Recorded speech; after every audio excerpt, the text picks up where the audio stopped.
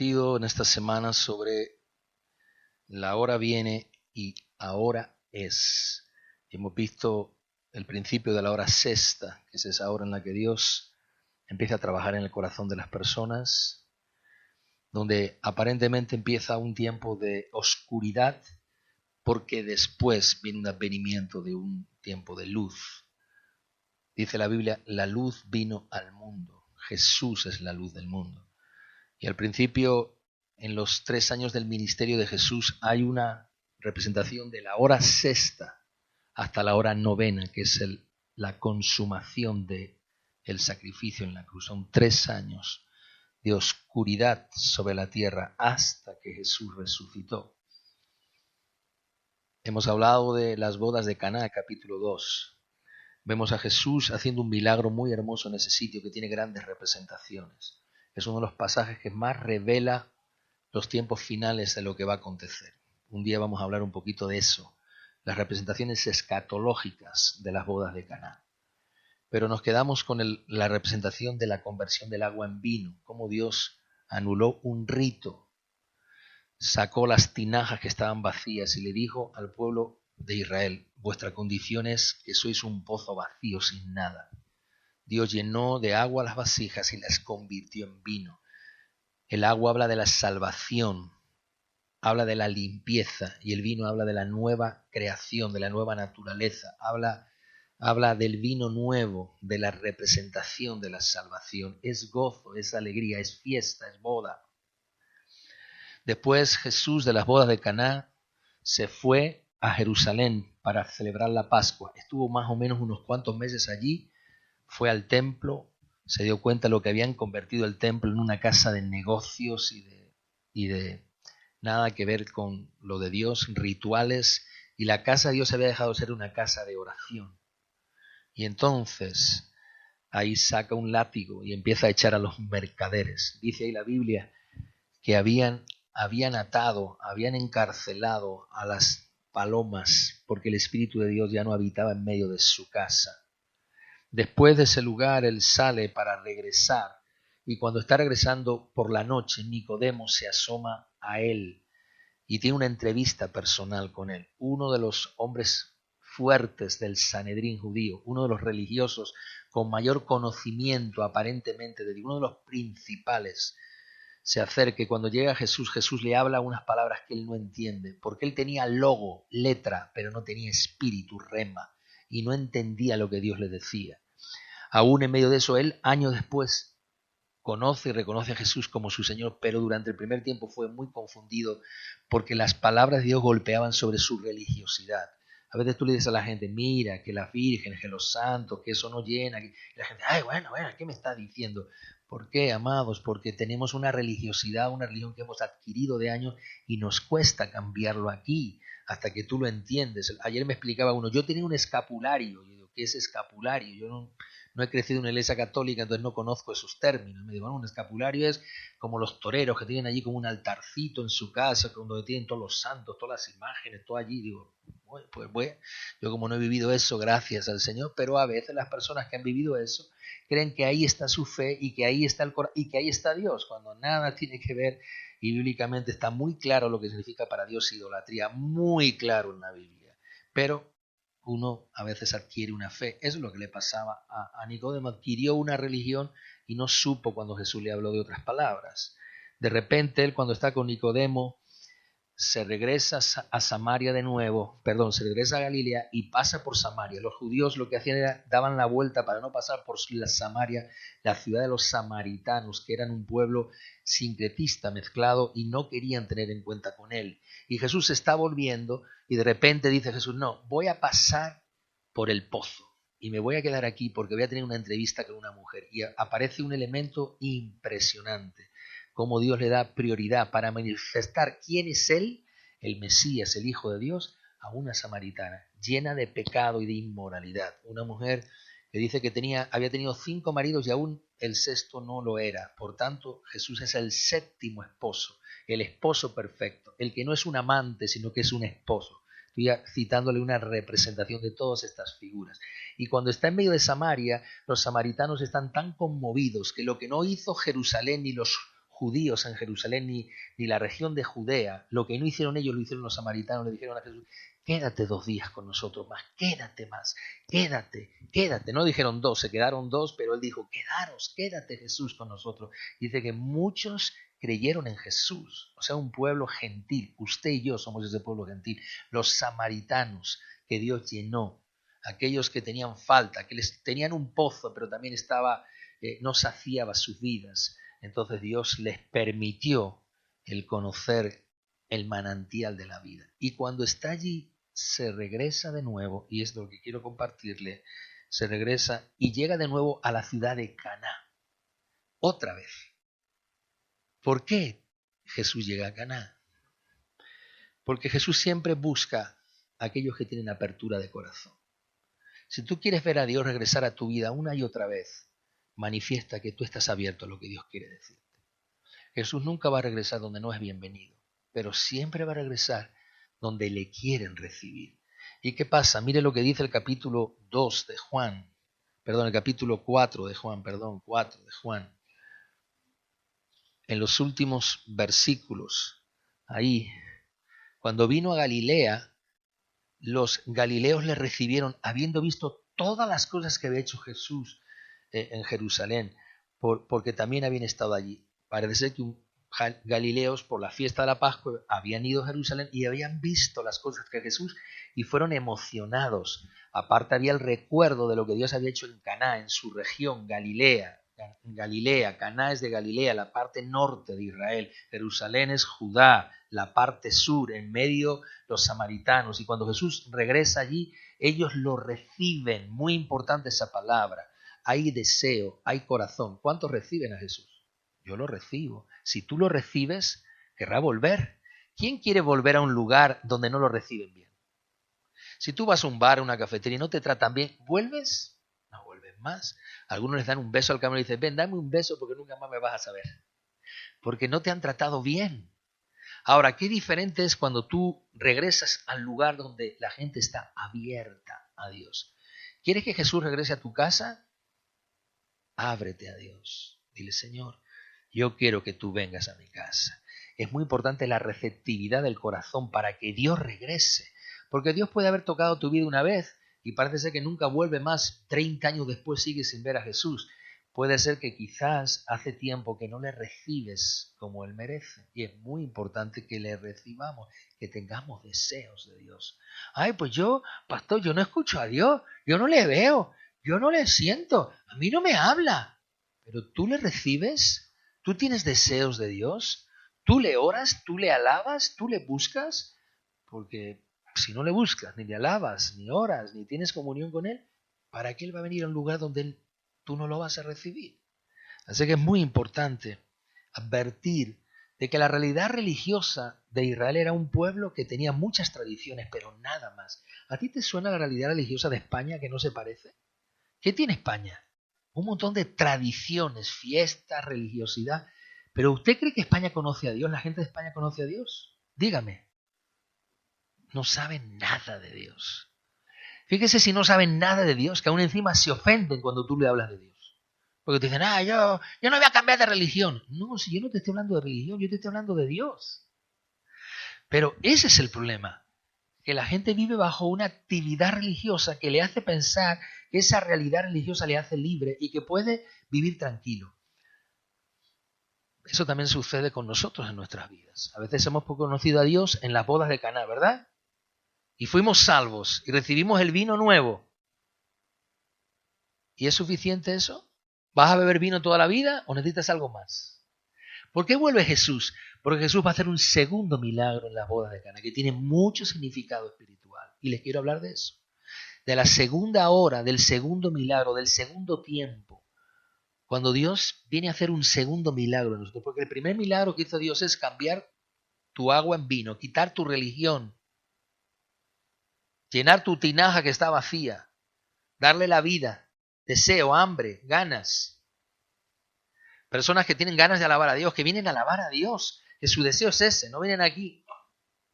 No, el deseo de alabarle, de bendecirle, de decirle, de tributarle, que donde estás animado a alabar su nombre. Has tenido un milagro en tu vida. Pero no puedes vivir solo con un milagro de la salvación. No se puede vivir con que yo un día levanté la mano y Señor, yo te entrego mi vida. Sí, no, eso no es suficiente. Hay más. Yo quiero más. ¿No hemos cantado eso tantas veces? Queremos más y más. Queremos, anhelamos, anhelamos, anhelamos. Amén que anhelamos. No es mejor apuesta por creer a Dios que buscarle. La mejor apuesta para creer en Dios es estar buscándole siempre, para seguir creyendo más en Él. Así que Jesús regresa al lugar donde hizo la primera siembra, Caná, su primer milagro, su primera señal, donde dejó a su mujer, que es su madre, y le dice, madre, es que mi hora no ha llegado, todavía no puedo hacer lo que tú quieres, pero bueno, está bien, por amor a esta gente en Caná voy a darles el vino. Y se revela como un Dios de milagros sobrenatural. Transforma el agua en vino. No es agua que tiene un poco de vino y no es vino que tiene un poco de agua. Es agua que se convierte, se transforma en vino. El cristiano, si no ha sido transformado, no es cristiano.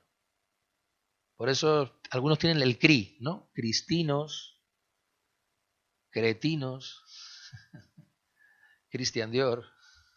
Pero cristiano es transformación. Yo no puedo seguir a Dios y seguir hablando como hablaba antes. ¡Ah, tú! ¡Me cago! Vamos a ver, eso, ¿cómo es esto? Esto no, aquí hay algo que no funciona. No. Tú ves a Pedro al lado de Jesús y dices, ¡ah! No, estaba en un proceso de transformación, estaba siendo cambiado. Y Pedro, tú ves en su vida final cómo ha sido transformado por el Evangelio. Así que Jesús viene ahí para hacer alguna cosa más. Jesús es recibido con entusiasmo cuando la gente tiene deseo de cambiar. Muy importante. Dile, algo nuevo estaba pasando 30 años después. Esto es muy importante, porque Jesús aquí tiene 30 años. ¿Por qué no comenzó a los 25? Total, entre 25 y 30 no hubiera pasado mucho, ¿no? ¿Qué tal si Jesús empieza a los 25 años a hacer milagros? Le había dado más tiempo, ¿no? A hacer más cosas, a llenar más. Pero es que hay un tiempo de propósito. Hay algo muy interesante.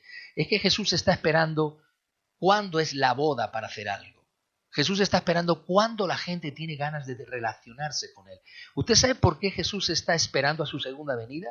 Porque está esperando un pueblo bien dispuesto en el día de su poder. Así dice la Biblia. Gran parte de la tardanza de Cristo para venir como segunda venida a la tierra es porque Él está esperando un pueblo dispuesto a recibirle. ¿Me está escuchando? ¿Usted quiere que Dios venga pronto a la tierra y nos evitemos ya todos estos rollos que nos traemos? Ahora el buque se encalló allí. Ahora el mundo se paraliza por un buque que se encalla en un canal. ¿Usted se da cuenta de las señales, cómo es? Impredecibles. ¿Se da cuenta que una cosa impredecible cambia el mundo? Ahora todo el mundo han subido las patatas. Uy, porque el barco se encalló. Ha subido la gasolina un 20% en una semana porque se encalló. Como si el petróleo estuviera en el barco. No, el petróleo está aquí. Pero todo lo impredecible hace que la gente empiece a ponerse nerviosa. Ha subido el cemento. ¿Sabe usted que ha subido el cemento un 35% en solo una semana? Este es el mundo que vivimos. ¿Te imaginas cuando venga Cristo lo que va a ser esto? ¡Wow! ¿Dónde estás, Raquel? No te veo. Se fue con Cristo. ¿Dónde estás? Roger, no te veo. Está ahí pintando ahí en un portal. ¿Dónde se fue, Roger? Se ha ido con Cristo. El pintor se quedó sin pintura, la pintura sin pintor. Así va a ser. Impredecible. Dice, como ladrón en la noche. Así que Jesús es igual. Aparece 30 años después. Porque Jesús tiene un tiempo para hacer las cosas. Y este tiempo está igualmente marcado. Hay un tiempo, llega un momento donde Dios ¡tum!, aparece. En Caná pasó algo y algo estaba en marcha. ¿Te puedo decir algo? Algo está en marcha. Quizás no lo vemos. Los judíos estaban en sus rituales en Jerusalén.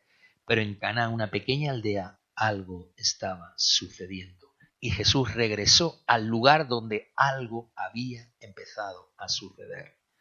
Caná es una fiesta. Caná es una boda. Caná comienza con una relación. Caná comienza con un pacto. Caná comienza con Dios revelándose a los hombres que quieren dejar la religión por una relación con Dios. A mí me da pena a veces este barrio. ¿Sabe usted por qué? Porque por más que le hemos hablado a la gente, ¿por qué no vienes a Dios? Ven a la reunión. ¿Por qué no tienes un tiempo? Mira al Señor. ¿Sabes lo único que quieren? Come panes y ¿qué? Y traga peces. No hay, yo digo, Señor, pero ¿cómo es esto? Que solamente estén buscando que le des 1 kilo de tomates. ¿Cuándo, Señor Jesús, Padre, nos harás ver que tú quieres cambiar nuestra religión por una relación? Que tú quieres hacer bodas, que quieres hacer fiesta, que quieres tener un pacto con nosotros.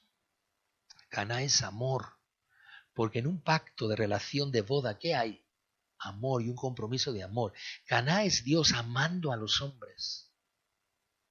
Caná es Dios que ama tanto a los hombres que aun cuando es un invitado a la boda, se hace el responsable para que la boda no sea desprestigiada. Porque si el novio no lleva el suficiente comida y el suficiente vino para alimentar una semana a todos los invitados, entonces el novio es un tacaño y es desprestigiado y es deshonrado porque no ha sido capaz de tener la suficiente capacidad económica de sostener. Por eso la boda se preparaba con antelación, a veces hasta 1 año, 2 años esperando al día de la boda. La novia allá y el novio aquí. Ya cuando por fin el padre, ya lo veremos un día, el padre le decía al hijo, besa por la novia, este es el día. Por eso dice la palabra de Dios que ni aún el hijo sabe cuándo el padre me va a enviar a su pueblo, la segunda venida. Es muy importante. Es una obra de amor para hacer a Dios de ser un invitado a ser el responsable. Hoy Dios es un invitado, mañana será el responsable de este pacto. Hoy Dios está invitado a unas bodas. Bueno, Señor, ven con nosotros, quédate aquí un rato que después nos vamos a comer. Aquí te quedas, cuida esto, límpialo, aquí te quedas hasta el domingo que viene. Y le decimos al Señor, quédate aquí. Y dice el Señor, no, si yo me voy contigo. ¿Me invitas? ¿Quieres que vaya a tu casa? ¿O me quedo aquí esperando?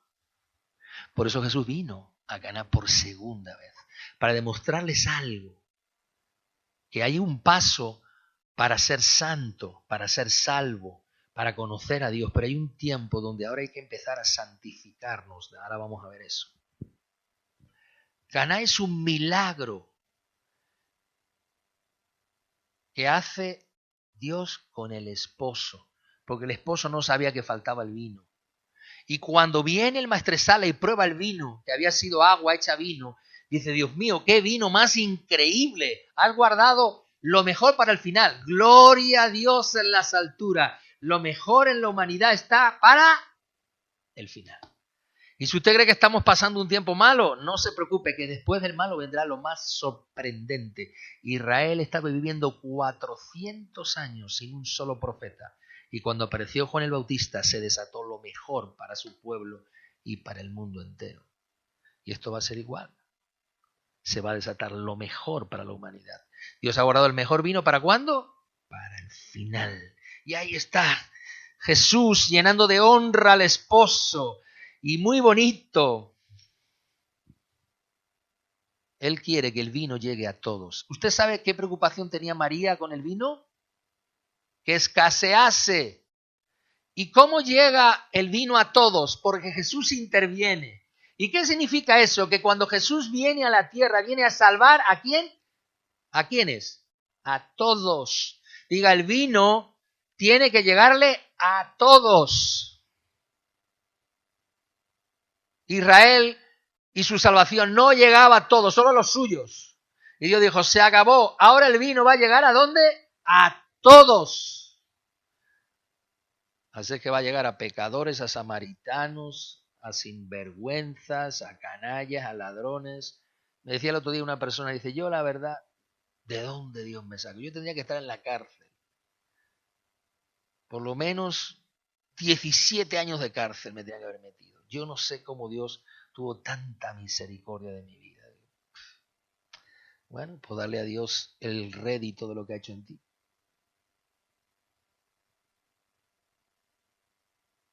Jesús vino a darle el vino a todos. Wow, cuando esas personas que están viviendo en una vida de pecado como la samaritana lleguen a Dios. Oh, qué bello. Cuando veamos a lesbianas y gays llegando a Dios. Hola. Diga hola. Deciremos hola. Dios te bendiga. Dios tiene algo para ti. Va a cambiar tu corazón. Va a volverte a ponerte en sí, porque la gente se ha vuelto, se ha desorientado. Dice uno, no, es que eso es una enfermedad. No, eso no es una enfermedad. Esos son espíritus, amado. ¿Qué enfermedad? Esos son espíritus que tienen el control de la vida de la gente a todo nivel, hasta el punto de engañar en su conciencia y en su identidad, para no saber ni quiénes son. Es un espíritu.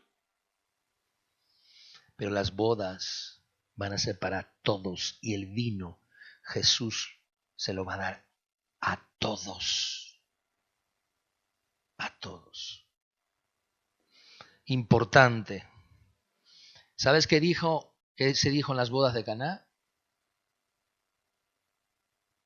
No tienen vino. Hace muchos años a mí me enseñaron una canción. Dice, tienen que saber del amor de Dios. Ese es el problema, que la gente no sabe del amor de Dios. Conocen al Dios de los rituales, de los ritos, de que tienes que hacer esto, tienes que hacer esto, otro, que no hagas esto, que si hagas esto, que pon aquí. Tienen un Dios de normas, pero no un Dios que ama a la humanidad. Tienen que saber. María le dijo a Jesús, Jesús, no tienen vino. ¿Sabes por qué Jesús se levantó de la mesa siendo el invitado para hacerse responsable de la boda? Porque María apeló a la necesidad de la gente. No tienen vino. Y así está. Dios está apelándonos a nosotros como iglesia para que digamos, no tienen vino, vayamos y digámosles que hay alguien que va a cambiar su lamento en baile. Esta es la realidad de miles de personas y de muchas fiestas sin vino y de mucha gente sin nada, sin ningún tipo de esperanza. Caná es el comienzo de la hora de Dios y es una hora muy significativa, como he dicho antes, comenzando en la hora sexta hasta la hora novena en que Cristo entrega su espíritu y muere. Hay 3 horas de tinieblas totales. Así va a estar la tierra por estos años. Tinieblas totales. Si usted cree que va a mejorar el 21, va a empeorar. Y si usted cree que el 22 va a ser mejor, empeorará. Empeorará. Pero el Señor hará justicia y traerá luz a los que quieran recibirle. Porque en ese tiempo había un Caná que anhelaba recibir de Jesús. Anhélelo, anhélelo, Señor, yo te quiero recibir, yo te quiero recibir, yo te quiero recibir. Ya han dicho que en julio ya no habrá mascarillas, habrá más baratillas, pero no mascarillas. Han dicho que toda la comunidad del país se bautizará, no, ¿cómo se vacunará? Porque eso parece un bautismo. Para que todo el mundo esté aquí inmune. Esos son cuentos celestiales, amado. Esto ha venido a quedarse. Y si usted no se lo cree, de aquí a 2 años escucha esta predicación y dirá, ay, Dios mío, resulta que era verdad. Yo no soy infalible, pero sí creo lo que Dios dice. Y creo que Dios tiene 3 horas, empezando en la hora sexta, de oscuridad sobre la faz de la tierra. Pero amanecerá el sol de justicia. Amén. Caná es un punto de partida y Jesús dijo, voy a Caná para que no cese el vino. Y volvió a Caná para hacer un milagro más en ese lugar. Y dijo, voy para allá. Y manda una segunda señal. Caná ha recibido vino de procedencia divina. Me gusta eso porque ¿qué denominación de origen tenía ese vino? Procedencia divina. ¿De las viñas de dónde? Del cielo, del reino de Dios. Así es que por eso era el mejor vino. Viñas ecológicas, sin disturbios, sin ¿cómo se llaman? Sin todos esos químicos que les ponen. Caná tenía unas tinajas de vino que empezaban a rebosar vino y había una expectativa. Por eso el versículo 25. Mire el versículo 25. Cuando vino a Galilea 4:25, los galileos ¿qué dice? 4:45. ¿Qué le dice? Es que he dicho 25. Perdón, discúlpeme usted, este hombre que está ya haciéndose viejo. Dice aquí, ¿los galileos qué? Le recibieron. Así es que la tinaja empezó a brotar vino y la gente empezó a beber del vino y la gente empezó a gozarse y dijo Jesús, vamos para allá porque parece que quieren tener más vino, vamos a llevarles ahí un bidón más, ahí una cisterna con 20.000 millones de litros.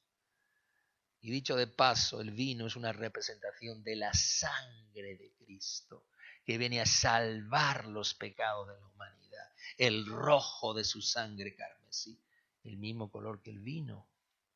Así que así es. ¿Qué está pasando en la aldea? Está pasando que aunque los judíos están en sus religiones y en sus fiestas y en sus rollos macabeos, resulta ser que en Caná, una pequeña ciudad, no ha parado de cesar el vino y Jesús dice, vamos para allá, que no se les acabe. Vamos a darle otro milagro y otra señal más. ¿Quién soy yo aquí? Ese es el milagro, amado, del vino. ¿Sabes quién hicieron el milagro del vino? Los sirvientes. ¿Quiénes se enteraron del milagro del vino? Los sirvientes. ¿Quién vieron el milagro? Los sirvientes. ¿Quién fueron los que echaron agua? Los sirvientes. O sea, ¿quiénes? Usted y yo, si usted es sirviente. Diga, la última hora es para sus siervos, para sus sirvientes. La primicia viene primero a sus sirvientes. ¿Quiénes van a ver los milagros? Sus sirvientes. Los que llenan las tinajas de agua, los siervos. El esposo no se enteró. La esposa estaba con el maquillaje tampoco. El maestresala estaba en la fiesta y no se enteró de nada. Las únicas personas que fueron testigos de que algo estaba pasando y fueron los primeros que se dieron cuenta que Dios había venido y que algo sucedía, fueron los sirvientes. ¿Y cómo se enteró el pueblo del milagro de Caná? ¿Y cómo lo sabemos nosotros hoy? Diga conmigo, el chisme de los sirvientes. Los sirvientes fueron unos chismosos, o lo que es lo mismo. Los sirvientes evangelizaron, hablaron, proclamaron, contaron. No le digas esto a nadie. Tú has visto a alguien que te dice, no digas esto a nadie. Garantizado que se lo va a decir. Oye, ¿sabes algo que te quiero contar? Dime, te voy a contar algo. ¿Qué me vas a contar? Te voy a contar algo muy importante que tienes que saber. Es que vi un hombre que nos mandó que echásemos agua en una tinaja. Y cuando fuimos a servir y nos dijeron servir el vino, dijimos, pero si llevamos agua. Y cuando empezamos a vaciar los cántaros en los vasos y en las jarras de la gente, era vino. No se lo cuentes a nadie, pero no he visto nada igual a esto. Ese es el evangelismo de los sirvientes. Ellos fueron los sirvientes. Fueron los únicos testigos, pero lo vieron. Ellos fueron los que extendieron que el vino llegase a todos. Y Jerusalén en sus rituales. Y Jesús dice, sigan en sus rituales. Hasta luego, muchachos, me voy. Algo muy sorprendente de Jesús es que Jesús regresaba a las fiestas a Jerusalén, pero no evangelizó Jerusalén hasta los últimos meses. ¿Por qué? Porque en Jerusalén estaba el centro religioso que más se oponía a Dios. Jesús se trasladó al resto de Palestina predicando el evangelio. Incluso pasó a Fenicia para predicar el evangelio. pero las verdades de su reino, pero a Jerusalén llegó al final, porque él sabía que la confrontación de Judea, de Jerusalén, era confrontar a los religiosos. Y entonces Jesús sabía, si voy ahora a Jerusalén y me quedo, estos no me van a dejar que yo siga haciendo la obra. Entonces Jesús dejó Jerusalén al final. Diga conmigo, la religión tendrá su tiempo, pero en la última hora. La primera hora, ¿sabe para quién va a ser? A ver, ¿para quién? Amén. Hoy están atentos a la predicación. Yo lo sé que están atentos. Para los sirvientes. Qué bello, ¿no? Qué bonito saber que Caná y Galilea fueron una región y una aldea donde todo comenzó, la fiesta comenzó por allí. No fue en Madrid. No fue en las grandes capitales, escenarios de los grandes hombres y mujeres en batallas. Fueron esos pequeños poblados, esos pequeños pueblos que empezaron a entender que Dios estaba presente en ellos. Y cuando Dios vio que en Caná había ganas de seguir bebiendo vino, dijo, vamos a darle más, Raquel, que esta gente tiene mucha sed. Vamos a darles que se quieren emborrachar de mí. Vamos a llenar sus vasijas que quieren tener de mi presencia. Amén. Vamos a llenar de vino esos cántaros para que no falte. Para que no falte. ¿Tienes hambre de Dios y sed? ¿Tienes hambre y sed de Dios? Amén. Eso es maravilloso, porque vamos a ver entonces milagros. ¡Ay! Y entonces aparece el capítulo 4, y dice aquí, versículo 46, vino otra vez. Esta es la introducción para empezar la predicación. Llevo ya como 10 minutos por ahí. Vino pues Jesús otra vez a Caná, donde había convertido el agua en vino. Fíjense cómo lo vuelve a aclarar. Había convertido el agua en vino, para que quedase clarito quién lo había hecho, que no fueron nadie, fue él quien lo hizo.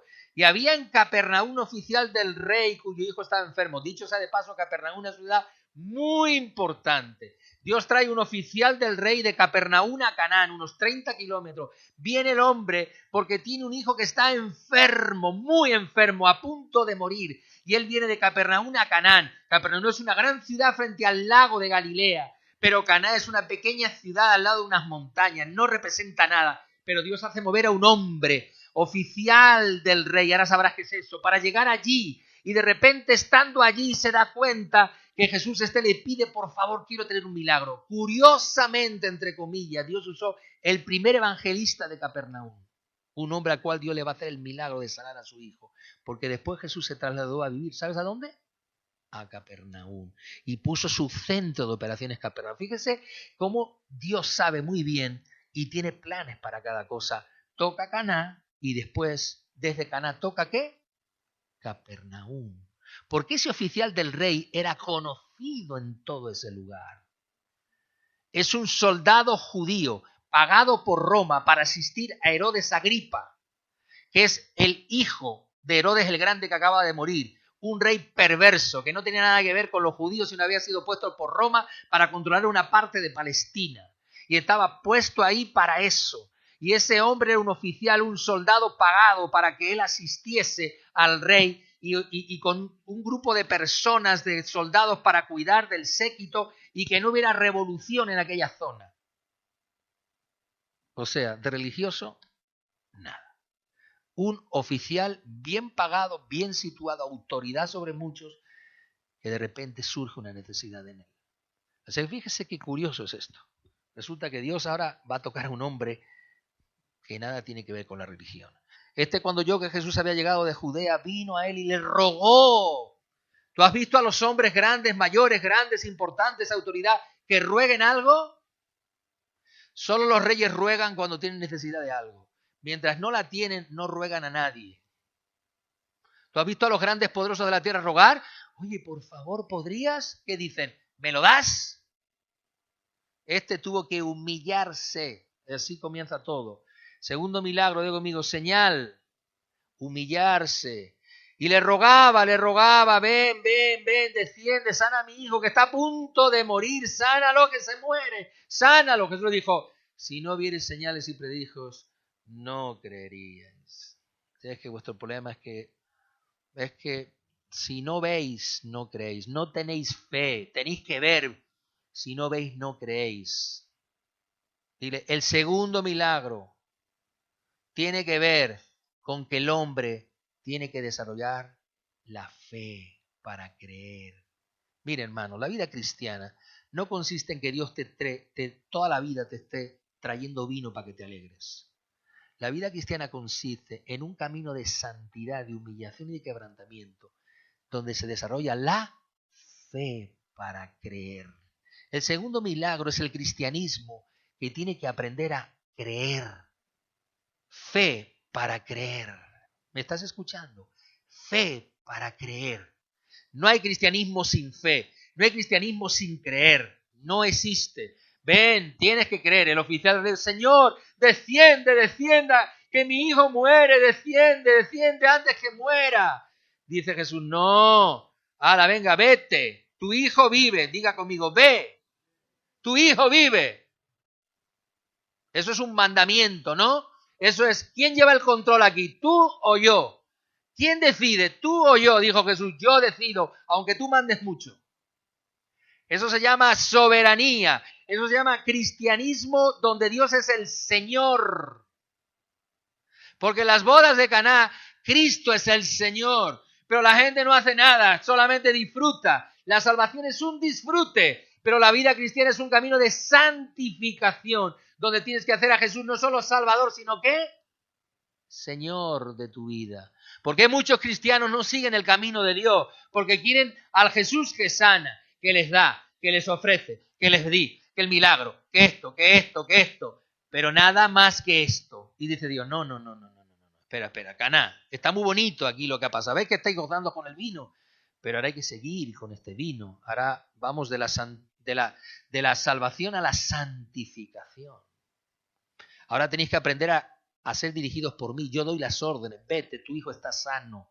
Y el hombre creyó la palabra que Jesús le dijo, y cuando ya descendía, sus hijos vinieron y dijeron, ya, tu hijo vive. ¡Wow! ¿Qué ha pasado? Sí, en esta hora yo venía para acá. ¿Cuándo dices tú que sanó? Y dice, pues a las 7 de la tarde sanó. Dice, oh. Entonces el padre dijo, es verdad, fue la misma hora que él me dijo, tu hijo vive.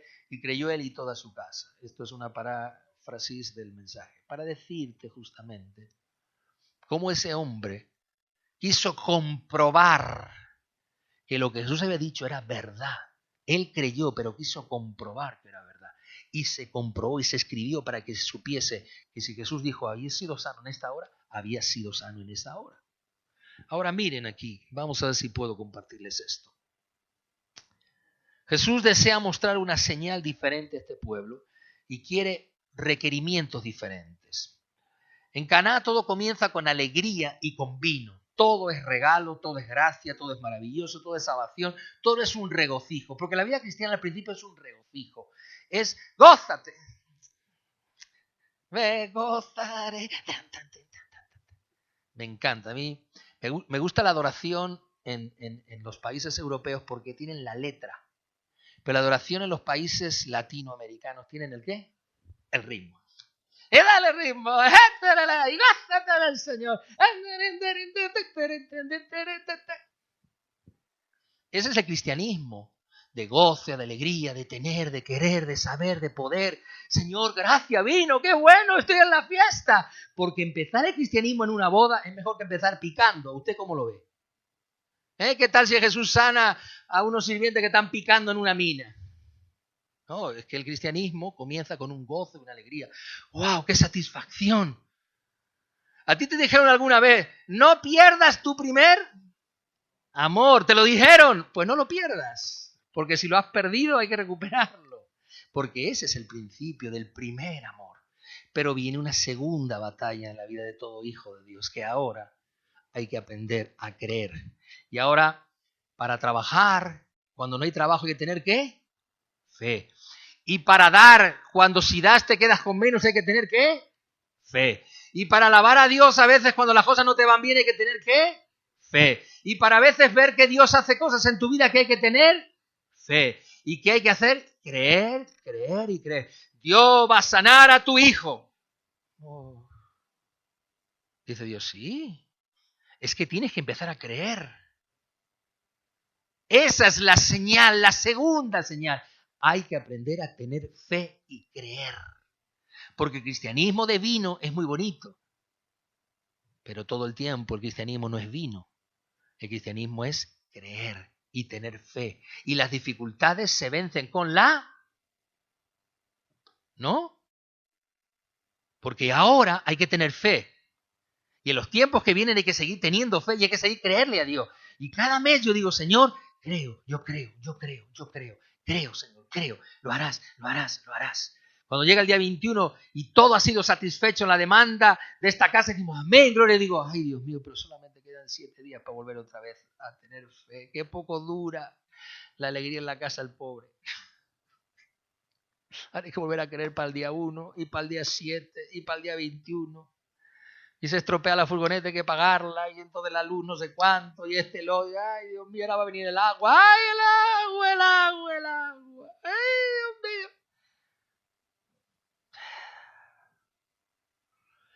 O sea, la vida cristiana es una vida ¿de qué? De fe, de creer.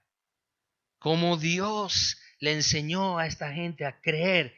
Jesús regresa para enseñarles. Jesús les dice, bueno, es muy importante que ustedes reciban y estén atentos, y eso es muy bueno, que quieran que yo me quede, eso está muy bien, porque en Samaria me dijeron que me quedase, en Caná dicen que me quede, muy bien, me quedo, pero me quedo para ser Señor de ustedes. Diga conmigo, el cristianismo es un Dios regresando después de la salvación para hacerse Señor de nuestra vida. Y aquí termina el mensaje, porque si somos capaces de entender eso, muchas cosas van a cambiar en nosotros. La segunda señal de las bodas de Canaán es Jesús regresando a un pueblo que anhela de Él para que sea el Señor de su vida, no para que sea el vinero y el bodeguero que está todo el tiempo dándole a la gente vino. No, para que crean en Jesús, para que crean en Él, para que tengan fe, para que maduren en el Señor. ¿Sabes qué veo yo en los rostros de ustedes cuando les veo aquí? Están empezando a crecer ustedes. Cuando yo veo a la gente que ha sido capaz de soportar un año ante un visor de una pantalla, y ha estado ahí, y ha estado un año ahí, escuchando predicaciones en una pantalla, digo, hay que ser muy maduro para hacer esto. Porque si por mí fuera, diría, bueno, pues ya escucharé luego la predicación, ya la escucharé. Bueno, ya luego lo veré. Ya luego me conectaré. Ya luego, si eso ya luego lo vamos haciendo. Ya iremos. Hay que tener fe. Y por eso lo he dicho todo el tiempo. ¿Cuánta gente ha madurado en este tiempo? ¿Y cuánta gente, algunos se han quedado en este tiempo? Porque no es vino, es fe y es creer. Sí, Señor, yo te creo. Jesús, te creemos, regresa, ven, queremos hacerte el dueño de nuestra vida. Es bello, maravilloso, que en ese poblado hubo mucho vino y los alrededores se llenaron de un testimonio maravilloso. Pero ahora dijo Jesús, ahora todos los que les han dicho que hay vino, diles que yo he venido ahora también para que sean mis siervos y yo sea su Señor. Y ese cristianismo ya es otra cosa. La segunda señal es el anhelo porque Jesús sea Señor de nuestras vidas. La salvación es una cosa, la santificación es otra cosa. Miren, en este milagro hay una tercera relación. Primera relación fue Nicodemo. Segunda relación fue la samaritana. Tercera relación es un oficial del rey, un noble en la casa del rey Agripa, Herodes Agripa. Curiosamente, otro más que no tiene nombre y que es anónimo, porque a Dios le encantan los anónimos. ¿Sabías eso? ¿Tú sabías eso, que a Dios le encanta la gente anónima? Hoy todo el mundo está empeñado en poner su nombre en todo hay que poner tu nombre, para que se sepa que yo soy aquí, ya sí que soy yo. Y a Dios me encanta que Dios, a gente tan importante como esta, que la tenemos aquí escrita, porque Dios se reveló para que se escribiese, y le dijo a Juan, escríbelo, escribe el milagro del noble, que no se te olvide, escríbelo ahí. Pero Señor, si no sabemos cómo se llamaba, no importa, para mí tiene nombre. Ese es Dios. Es anónimo en la tierra. Si tú crees que Dios no conoce tu nombre, a lo mejor no ha mencionado tu nombre, pero conoce quién tú eres. ¡Ay! Sí, conoce quién tú eres. ¡Ay! Que sé que eres un poquito gañancillo, pero te conozco. Sé que me amas. Eso es bueno, muy bueno que Dios nos conozca. Nicodemo es un líder religioso, mezclado con la religión y la verdad de Dios. La samaritana es una mujer insignificante, no es nadie, llena de pecados, imperfecciones y una religión mezclada. Y este oficial real es un Galileo en el funcionamiento del imperio romano, donde de Dios nada. ¿Sabes lo que le interesaba a este oficial? Vivir bien y esto. No le interesaba otra cosa. Nicodemo vino a pedir información de Dios. Él era un curioso que quería saber quién era Jesús, pero su religión, su tradición, sus costumbres le impedían entender a Dios. La samaritana era una mujer sedienta, hambrienta, llena de tantos complejos, tan despreciada, tan desanimada. El oficial es un necesitado, que tú puedes ser rey y puedes ser romano y tener un gran sueldo, pero cuando tu hijo se te muere, se te caen, perdone la expresión, los calzoncillos al suelo, porque no tienes nada cómo solucionar ese asunto. Tú puedes tener mucho dinero, amado, y ser un oficial del rey, pero cuando la necesidad llega a tu vida y toca a lo que amas, ahí o recurres a Dios o tu dinero no te salva.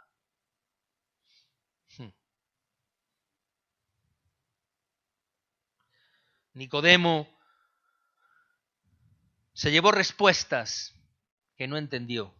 La samaritana se llevó un manantial precioso, pero el oficial se tuvo que llevar la fe para creer, porque era necesario que él creyese para ver el milagro. Cuando yo veo a este oficial, me acuerdo de un oficial más en los días de Naamán el sirio. ¿Te acuerdas quién era Naamán? Un oficial del rey. Otro más. Es muy parecido. Un hombre que sirve a un rey y que fue motivado a creer porque él mismo no creía. En su lepra no sabía qué hacer. Y vino una sirvienta de la casa, nuevamente un siervo de la casa, y le dice, ¿por qué no vas a ver a un profeta llamado Eliseo, que él puede ser que te sane? Y entonces este hombre dijo, yo voy a ir allí, pero hombre, ve, no pasa nada, prueba. Y él llegó allí. Bueno, aquí estoy, pensando que Eliseo le iba a decir, oh Señor, pase usted a mi casa. Mandó al siervo y le dijo, dile que se lave 7 veces en el río Jordán. Y dijo ¿pero qué es esto? ¿Pero qué me está pidiendo a mí? En ese fangoso río, a mí, ni tan siquiera me trae honra. Y le dijeron sus siervos, los siervos, vamos, Naamán, no te enfades, venga, total prueba, no va a pasar nada. ¿Sabes cómo se llama eso? Soberbia. Es la soberbia del oficial. Señor, ven aquí, ven y da y llévame y sana. Y dice Jesús, calma, que aquí quien manda soy yo. Porque hay un cristianismo soberbio en este tiempo. ¿Tú sabes qué es el cristianismo soberbio hoy? Me lo das, Señor, me lo tengo, lo tomo, lo tomo aquello, esto es mío. ¿Así? ¿Es tuyo? O sea, el cristianismo es yo tengo a Dios a mi servicio, el cristianismo es yo al servicio de Dios. ¿Qué es el cristianismo? Bueno, el cristianismo de hoy es gente que quiere que Dios haga lo que ellos quieren que Dios haga. El cristianismo es Dios satisfaciendo la fe de los hombres. Así es que eso es lo que hay que aprender, que hay que tener fe. ¿A ti no te gustaría que muchas cosas en tu casa pasasen? ¿A ti no te gustaría que tus hijos se entregaran al Señor ya? ¡Ya! Pero Dios dice, sí, tranquilo, voy a salvar la casa, pero tienes que aprender a creer, tienes que tener fe, tienes que madurar, hijito. ¿Qué tal si tus hijos reciben todo lo que el papá les da inmediatamente? Papá, ¿y la bici que me ibas a prometer? Te dije cuando terminen los estudios. Pero papi, ya dámela ya, si yo voy bien los... Tienes que esperar al final de año. Pero papá, no, todavía no. ¿Son así tus hijos? ¿A que papi, y mami, y dame, y dime, y mami? Pero el papá sabe cuándo tiene que hacer ciertas cosas y tiene un protocolo para ciertas cosas. Imagínense el Padre Celestial. Así es que tenemos a un oficial igual, hombres ajenos a la cultura de la fe, porque Naamán fe ninguna, cultura de fe ninguna, cultura de mandar, eso sí. Pero algo muy bueno que tienen estos oficiales, tanto Naamán como este hombre, que son paralelos en la Biblia, es que esos dos, como los centuriones que se entregaron a Cristo, como Cornelio, es que lo dice la Biblia, estaban acostumbrados a dar órdenes y a la autoridad. Y esto es muy importante. Porque cuando alguien sabe lo que es un señor y un siervo, va a aprender siempre quién es Dios y quién es Él. Y por eso esta gente fue escogida. Porque tenían muy claro lo que es autoridad. ¿Te acuerdas lo que le dijo a aquel centurión? Si no hace falta que vengas, Jesús, solo a dir la orden y vas a saber, porque yo soy hombre de autoridad, que cuando mando me obedecen, y cuando digo vienen, y cuando digo que vayan van. Eso se llama autoridad. Y Jesús le mostró a este hombre que eso era una gran cualidad. Solo necesitaba algo: doblarse, quebrantarse. Porque lo más maravilloso de la autoridad no es la que se impone, sino es la autoridad que viene del reflejo de una vida, de un ejemplo. Así es que este hombre necesitaba doblegarse. Oye, Jesús, ve, ve. Y dijo Jesús, espera. Tú quieres señales. No, pero yo te tengo que enseñar a creer. Mira, vete, tu hijo está sano. A ver qué haces. Y dice que él dijo, bueno, voy a aprender a creer. Voy a obedecer la orden. Voy a obedecerla. Todos los hombres tienen que descender de sus estatus. Todos los hombres tienen que aprender voces de Dios. Todos tenemos que aprender el conocimiento de su señorío. Todos tenemos que aprender a servir a Dios doblegaditos, todos. Nicodemo cambió, o debía cambiar la religión por la relación con Dios. Nicodemo tenía que nacer de nuevo. La mujer samaritana tenía que cambiar de condición moral, aunque la condición moral no le impidió a Jesús revelarse a ella, pero tenía que cambiar su condición moral. La mujer samaritana debía de aprender a beber y cambiar el agua por un vino que lo sacia todo. Pero el oficial tenía que aprender algo: a humillarse y a creer. Todos debemos aprender a creer. El milagro de este tiempo no es que Dios transforme el agua en vino. Todo el mundo quiere que Dios cambie la ciudad, cambie la gente, cambie el milagro, que Dios te sane, que Dios te dé, que Dios te ponga, que Dios te quite, que me des el trabajo, y dame un trabajo, y dame un trabajo. Algo que le he dicho a una persona que hoy ha dado gracias por su trabajo, y se lo he dicho por 2 meses. Uno dice, es que un martillo pilón, no importa, pero te lo voy a repetir por si acaso, porque a mí me han enseñado que 2 por 2, 4, y 2 por 2, 4, y cuanto más lo repitas, antes la gente lo aprende.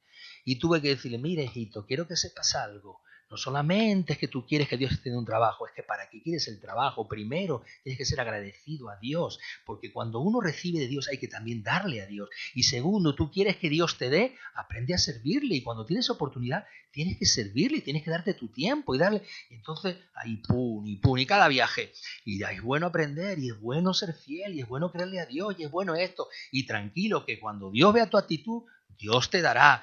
Tú ten fe, no te preocupado de tanto currículum, cuando Dios quiere te lo dará. Tú ten fe, tú ten cree. Pastor, tengo trabajo, me han llamado para firmar un contrato de 6 meses. Amén. Ay, pero es que tenía miedo, que a lo mejor no me iban a aceptar. ¿Qué? Cuando Dios abre una puerta, ¿te la cierran los morros? No. Cuando Dios la abre, la abre. ¿Y quién la cierra? Dios la cierra.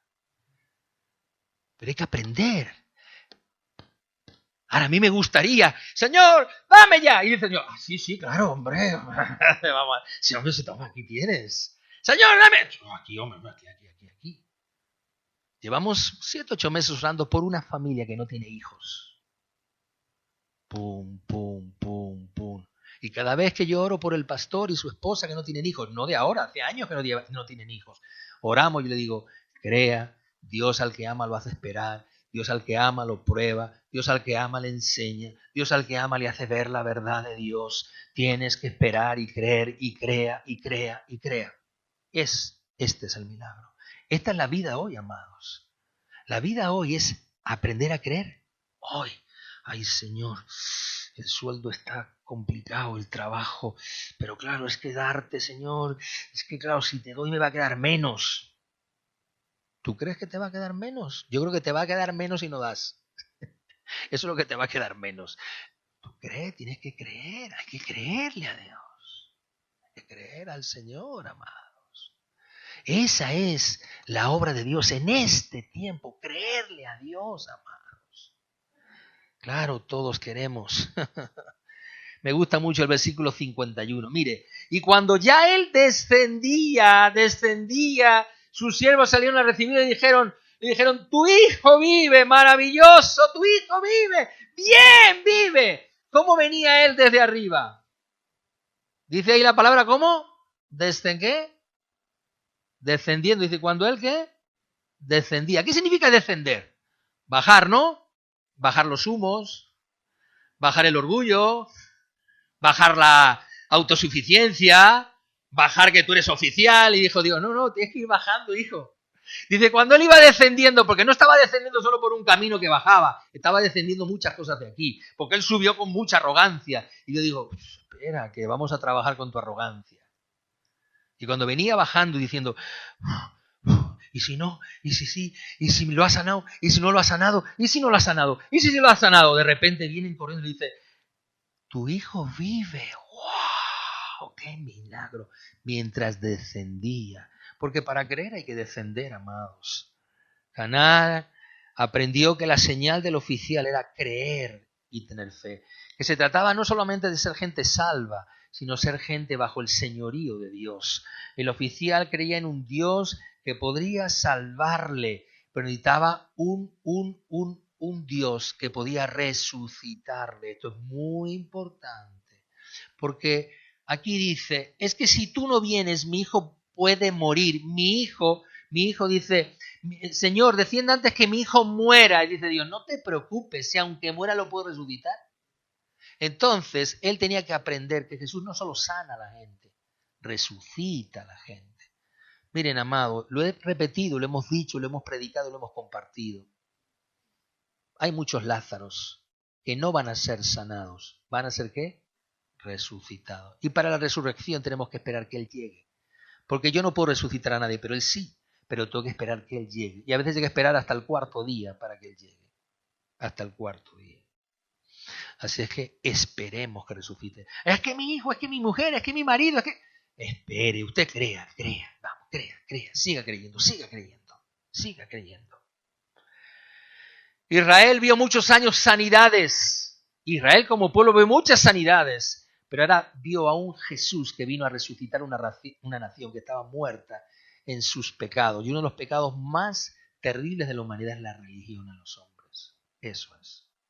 Ese espíritu que piensas que tú puedes ser porque vas a la iglesia, o porque conoces, o porque haces tantos rituales. No. Si el conocimiento no te lo da la religión, te lo da la relación con Dios. Caná debió de ver en aquel día que si no hay sometimiento y humillación, el vino cesa. Y si quieres transformación para transformar el carácter de los hombres, tenemos que humillarnos. Si mi pueblo se humilla, no hay otra manera. ¿Usted quiere que su casa tenga un milagro? ¿Usted quiere que su hijo viva? Hay que descender. Hay que clavar las rodillas, humillarse y decir, Señor. Y cuando tu hijo viene respondón, y viene con ¿cómo? Y cuando tu hijo quiere rebeldía y quiere hacer lo que le da la gana, ¿te dan ganas de qué? De responder, ¿verdad? Y de golpear y de decir, pues aquí mando yo, pues tú no, yo voy a hacer lo que tú digas. ¿Qué me estás tú a mí contando? ¿Sabes qué, chaval? ¿Sabes qué tienes que hacer tú? Humillarte, ir a la cruz y decir, Señor, yo creo que lo vas a resolver, lo volverás en sí. El vino es maravilloso, pero la resurrección es la que cambia el corazón de la gente. La salvación es poderosa, pero la santificación te hace un hombre con el corazón y la relación con Dios. Si mi pueblo no es santo, no verá al santo. Sed santos como yo soy santo. Tú lo has podido ver en tu vida muchas veces. Cuando has tomado compromisos para ser santo con Dios, has empezado a ver respuestas de Dios. Pero cuando tus compromisos en la santidad con Dios se han visto comprometidos por tu actitud y tu religiosidad, Dios no ha llegado a tu vida. Porque Dios no vuelve a un lugar donde no se le recibe. Dios no regresa, lo he dicho antes, donde no tiene capacidad de gobernar y reinar. Él vino a Caná, salió de Caná como el hombre que salvaba, pero regresó como el Señor para que la gente lo reconociese y lo aceptase. El vino es maravilloso, pero en aquella boda Él tuvo que ser el que daba las órdenes. Y para que el vino no cese, Él tiene que seguir siendo el que da las órdenes. Te termino con esto. Él vino por una sanidad aquí. ¿Y sabe lo que se encontró? El milagro de que su casa creyó. Miren lo que dice el versículo 53. El padre entonces entendió que aquella hora Jesús le había dicho, tu hijo vive, y creyó él con toda su casa. ¿Qué está diciendo? Toda mi casa. Él vino por un milagro y se llevó el milagro de toda una casa. Hay un milagro no solo para que asistamos a la boda y bebamos un poquito. Hay un milagro para que toda la casa crea. Y esto es lo que quiero motivarles a la fe. Que puede ser que haya una casa que va a ser sana, pero para que la casa sea sana hay que pagar un precio primero. En el versículo 48 dice ahí, entonces Jesús le dijo, si no vierais señales y prodigios, no creeríais. Todo comenzó con gente no creyendo. ¿Y sabes cómo terminó? Con toda la casa creyendo. ¿Qué necesitaba ese hombre? Creer. ¿Qué dice Juan 3:16? De tal manera amó Dios al mundo para que todo aquel que en él, eso está en Juan 3 y estamos en Juan 4 y del Juan 2 a Juan 4 está Juan 3 y Dios le está diciendo a Nicodemo, tú puedes ser que sepas mucho pero no crees nada. ¿Y sabes lo que tienes que hacer? Creer. Tienes que tener fe, hijo. Porque está muy bonito que tú te goces con el Señor y te lo pases bien y estés a gusto y te guste Dios. Pero la vida cristiana es gente que cree. No gente, qué mal, esto, pues no va a salir. Pues sí, madre mía, esto está muy mal. Yo no, que trabajo, que trabajo, pero no voy a hacer. ¡Qué refunfuñeros! Rundinairas, así dicen los catalanes. Rundinairas. ¡Qué jicosos todo el día! Y no, a veces tienes que parar a algunas personas y decirle, calla, no te maldigas más con las cosas que dices. Habla bien, habla positivo de Dios, habla con fe, habla creyendo. Como este hombre, desciende, humíllate y cree que Dios lo hará. Y cuando llegó ya lo había hecho. Y hablar, olvide eso. Crea. Es que mi hija está peor que nunca, mi hijo está peor que nunca, mi marido está más rebelde que nunca. No importa, crea. Esa es la vida cristiana. O la vida cristiana que es automatismos, botones y soluciones. Eso no existe en la vida cristiana. Ese cristianismo no sé quién nos lo enseñó. Debe ser que lo procuran otros, pero ese no es el cristianismo. Ese no es cristianismo. El cristianismo es gente que no cree y que aprende a creer. La primera señal fue un milagro por la sequedad religiosa de un pueblo. Pero el segundo milagro es hacer que un pueblo no solamente, amado, reciba la bondad de la salvación, sino que reciba la gracia de la fe, la gracia de su señorío, las bondades de su amor, de su misericordia y de que nos ha enseñado a madurar creyendo. ¿Tú crees que Dios va a tocar a tu hijo? Cree hasta el final. Hasta el final cree. Tienes que creer y tienes que creer. Él dijo, vive, pues créelo. La palabra me gusta, el versículo 50. Ve, tu hijo vive, tu hijo vive, tu hijo vive. Ahora quiero decirte algo. El versículo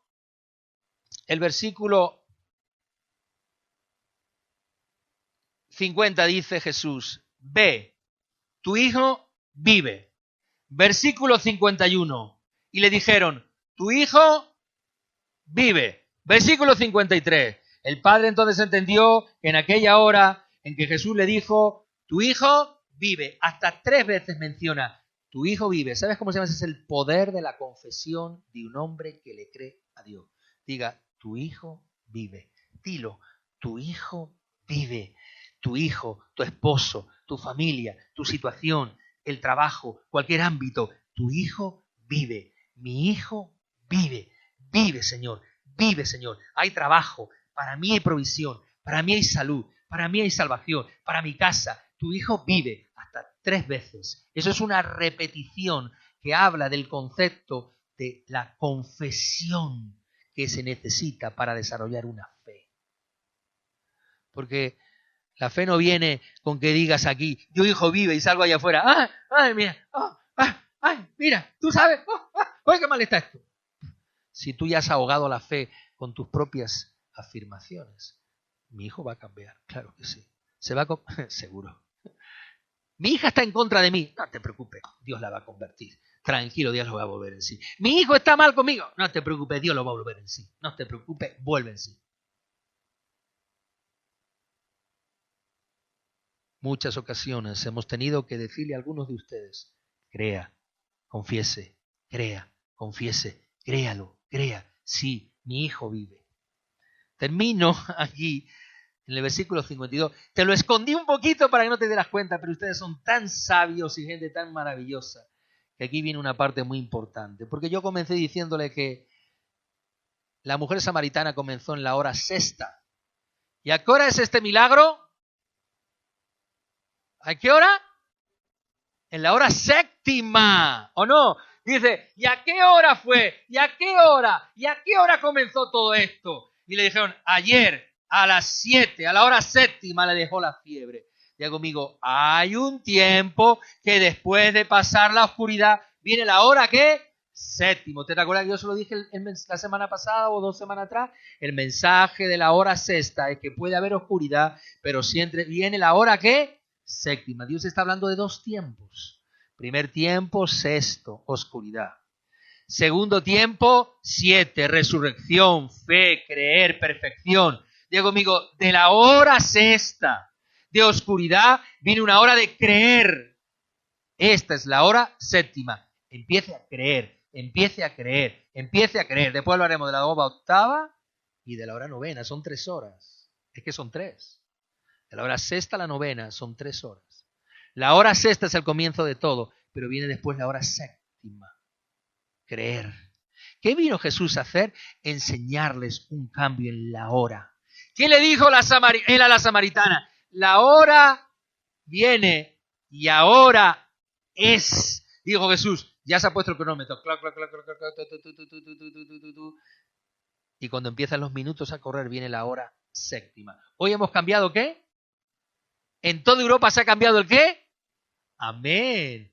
¿Hemos qué? Adelantado ¿qué? La hora. Cuando Dios adelante su hora. Ay, cuando Él adelante su hora. Ay, los que reíamos, perdón, los que llorábamos, vamos a reír. Ay, aquellos que decían, yo para qué voy a ir a la casa del Señor, para qué yo voy a confiar, para qué yo voy a hacer. Yo ya mismo soy mi misma religión. Yo no necesito ese Dios que tú proclamas. Cuando llegue la hora 7 y empiecen, amado, a creer los que no creyeron ni en su abuela. Ay, cuando la fe llegue el corazón de la gente y vayamos a responder a Dios en la hora 7. Es maravilloso. Esto se hizo en la hora 7. Tu hijo va a cambiar en la hora 7. Tu destino va a cambiar en la hora 7. Tus situaciones van a cambiar en la hora 7. Tu compromiso va a cambiar en la hora 7. Tu Señor va a ser Señor en la hora 7. Tu oscuridad empezará a ver la luz en la hora 7. Y cuando veas los milagros que Dios va a hacer al lado tuyo, entonces ríndete porque viene después la 8 y la 9. Y la luz amparará la tierra por completo. cómo me gozo de este mensaje. Porque el primer milagro de Caná, lea conmigo, Juan 2:11, ya nos vamos, no se preocupe usted.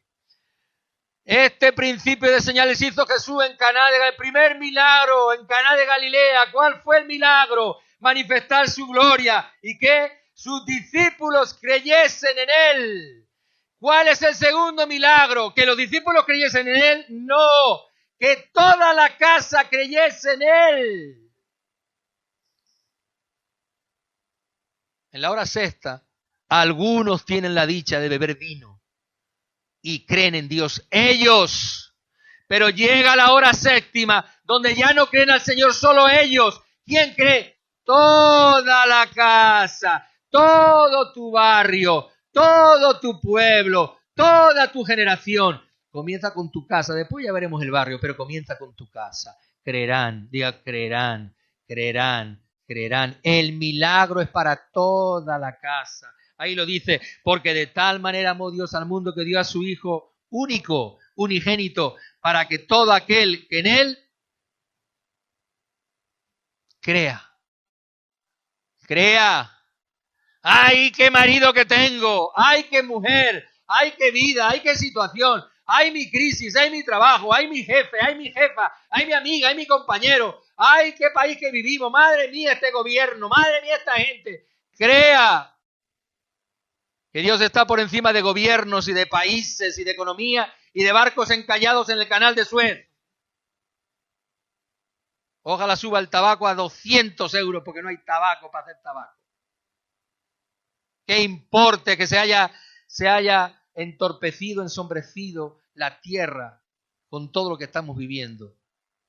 Crea. Dios nos dio un milagro en Caná, su salvación, amados. Disfrute el vino de Dios, disfrute conectarse, disfrute alabar a Dios, disfrute orar, disfrute estar en su presencia, disfrute de Dios. Y espere la hora séptima para que todos crean por el testimonio de lo que Dios ha hecho en medio de nosotros. ¿Y sabe qué estaba haciendo Jerusalén? Esto viviendo la gloria bendita. ¿Jerusalén qué? Sus ritos, sus rutinas, sus fiestas, sus vainitas, sus mercaderías. ¿Usted piensa que porque Jesús echó a los mercaderes no volvieron? ¿Sabes cuándo volvieron? A la siguiente semana. Volvieron otra vez. A la siguiente fiesta volvieron otra vez. Gloria a Dios. Amén. Estoy feliz porque la hora séptima es la hora en que los que no creían van a creer. Amén. Los que quieren no adelantar su hora, que se la retrasen. Yo tuve que adelantar la noche, ¿verdad que sí? No, en el móvil no, porque sale automático. Pero todos tuvimos que adelantar la hora. Amén.